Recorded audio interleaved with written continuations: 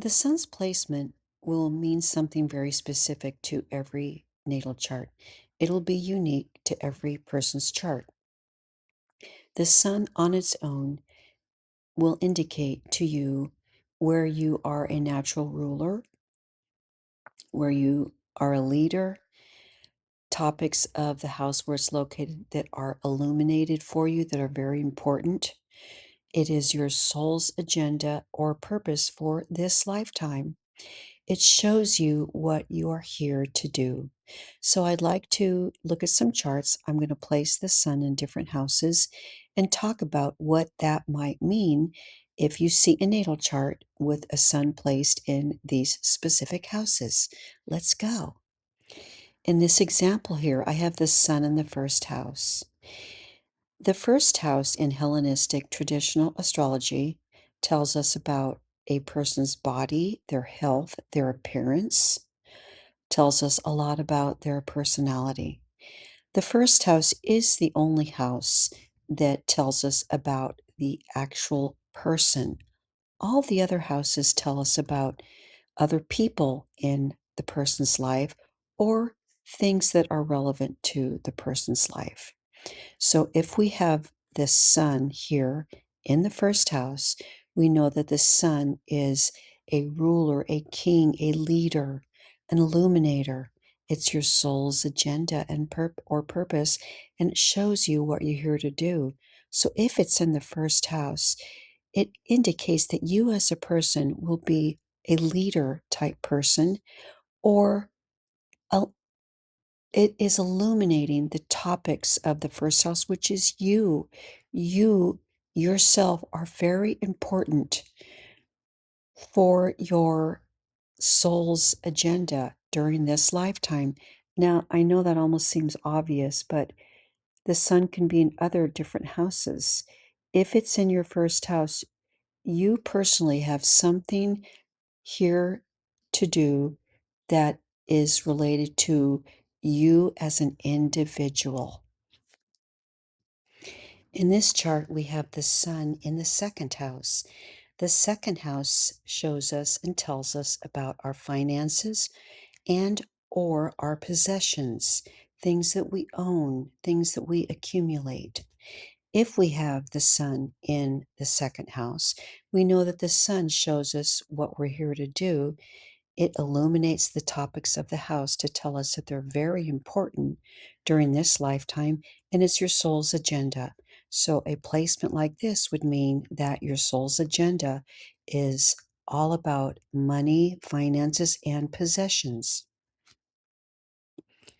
If you see a natal chart and you see the sun placed in the third house, then we would know that the third house topics, which are siblings, learning, and travel, are going to be the soul's purpose or the agenda throughout the lifetime.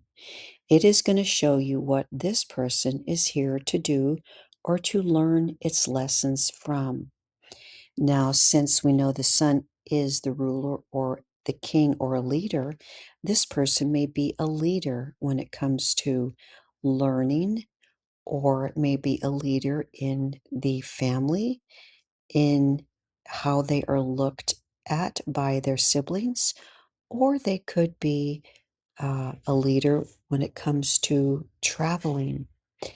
But know for sure that there'll be something very important about their siblings or the way they learn. And it's going to focus around their earlier education, the style of communication. It's just going to tell you something about processing information.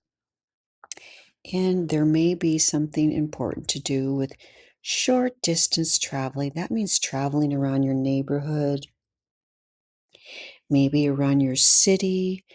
If you are a worldwide traveler, then maybe short distance traveling is just between the states, but it will be something to do with traveling.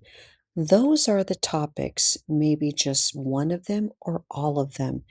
Those topics will be a focus for this person on and off throughout their life. If you see a chart where the sun is in the fourth house, then you know that the soul's purpose for this lifetime, or the topics that will be of utmost importance for this person, are going to be their childhood, their parents, their home environment during their childhood and as an adult, and their immediate family. The fourth house is at the bottom of the chart. It is the ground and the foundation of the chart. The fourth house also represents in a person's life the foundation of their life. The fourth house also tells us the conditions that the person will be surrounded by at the time of their death. The fourth house will also indicate a love for the country or a some sort of connection to patriotism. There will be a focus on those topics or one of these topics. And now the condition of the sun will tell you what the condition and what the outcome is of these topics. You would also look to the zodiac sign, and in this case, it's Gemini. You would know that it's in a Gemini environment, which is an air sign. It's fast moving, it's a masculine sign. It's going to take direction outward for others to experience and see. And air is communication. So it's going to be a house where parents, home, family are in an environment where there's a lot of communication. To find out more information and how it all ends up, another thing that you would look at is you would look at the ruler of that zodiac sign, Gemini, which is Mercury. You would have to find and see what condition Mercury is in and what topics Mercury is in, and combine them with the fourth house topics of parents, home, and family. I'm looking at the seventh house right now and the placement of the sun in the seventh house. I've skipped over the fifth and the sixth. You can join my page and find out all about the fifth and sixth house. But basically, the fifth house is children, romance, and creativity. And the sixth house is illness, injury, and your working environment. But we're looking at the seventh house.